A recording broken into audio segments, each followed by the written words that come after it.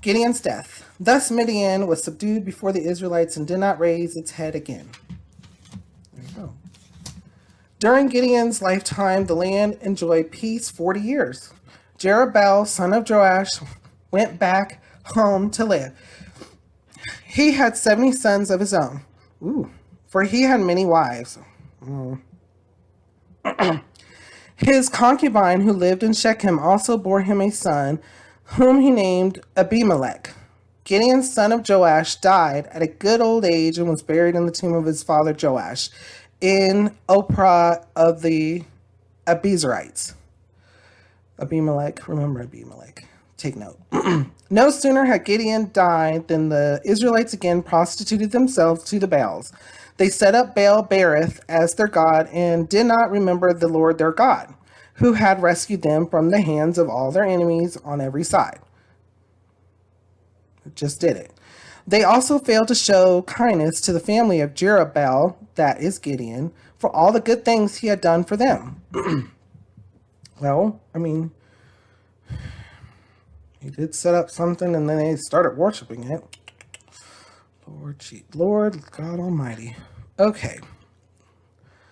What kind of thoughts, feelings do you have? How does it make you feel and what does it make you think?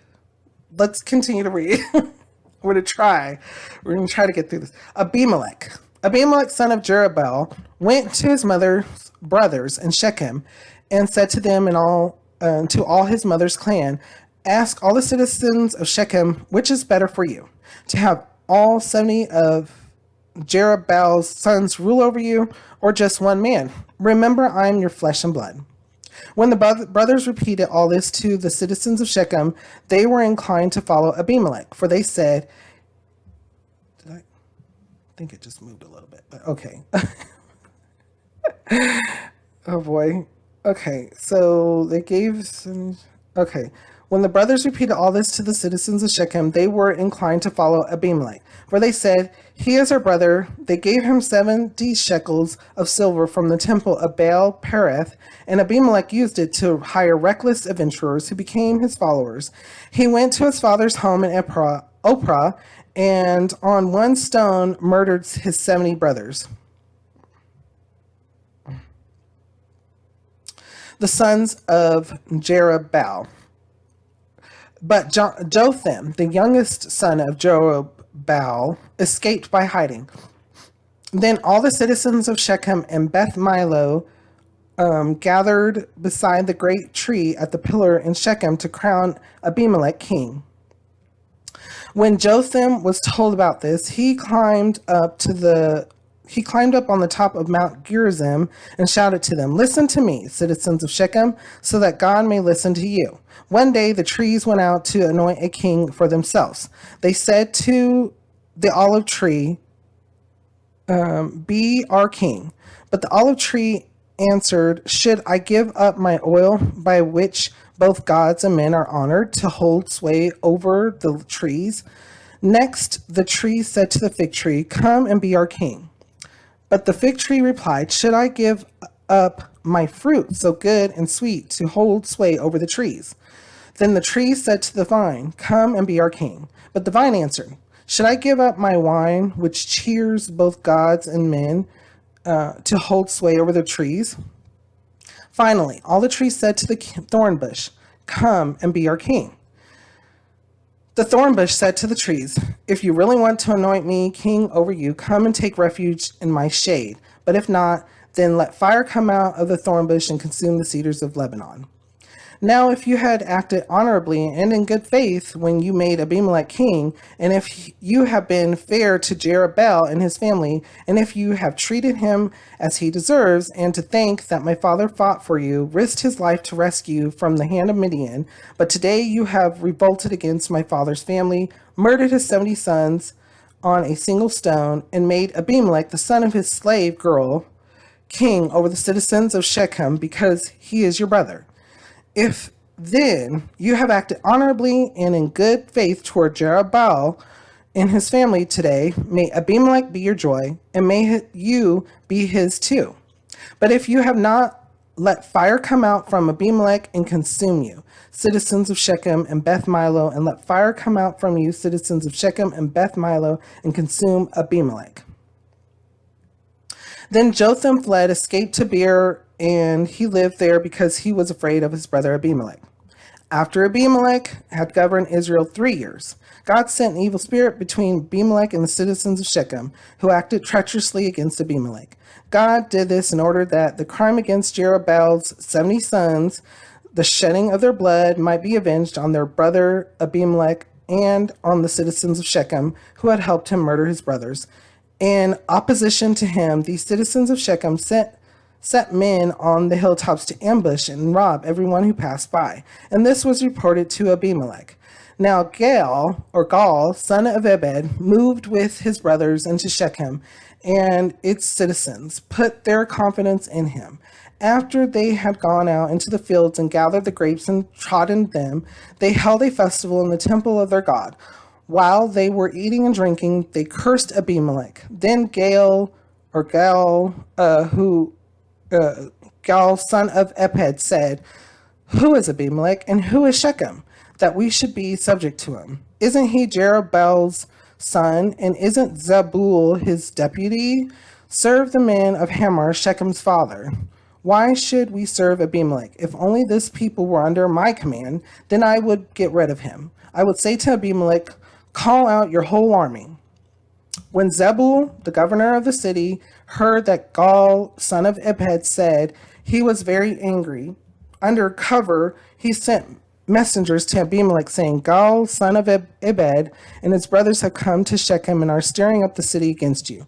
Now then, during the night, you and your men should come and lie in wait in the fields. In the morning at sunrise, advance against the city. When Gaal and his men come out against you, do whatever your hand finds to do.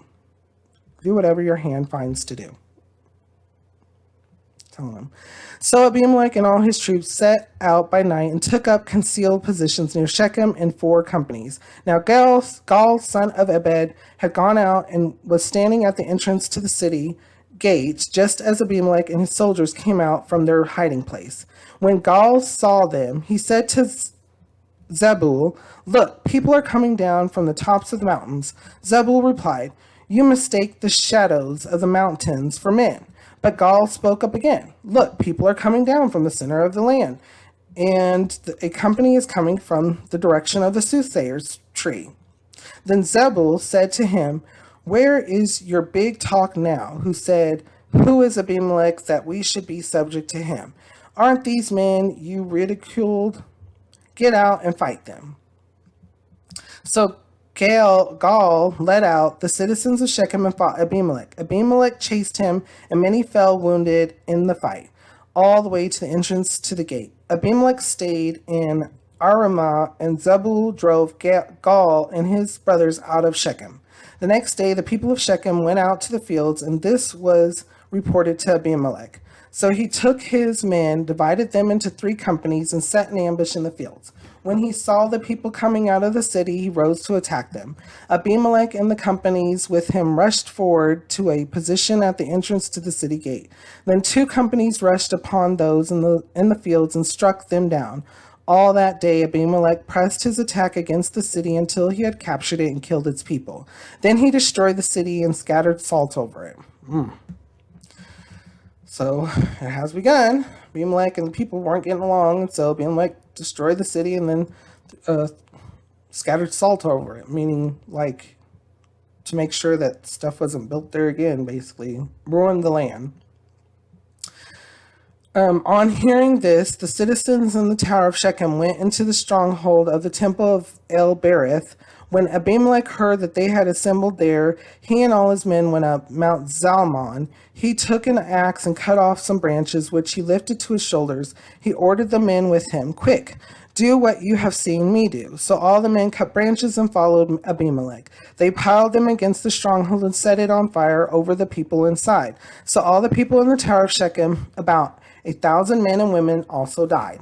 Next, Abimelech went to Thebez and besieged it and captured it. Inside the city, however, was a strong tower to which all the men and women, all the people of the city fled. They locked themselves in and climbed up on the tower roof. Abimelech went to the tower and stormed it. But as he approached the entrance to the tower to set it on fire, a woman dropped an upper millstone on his head and cracked his skull.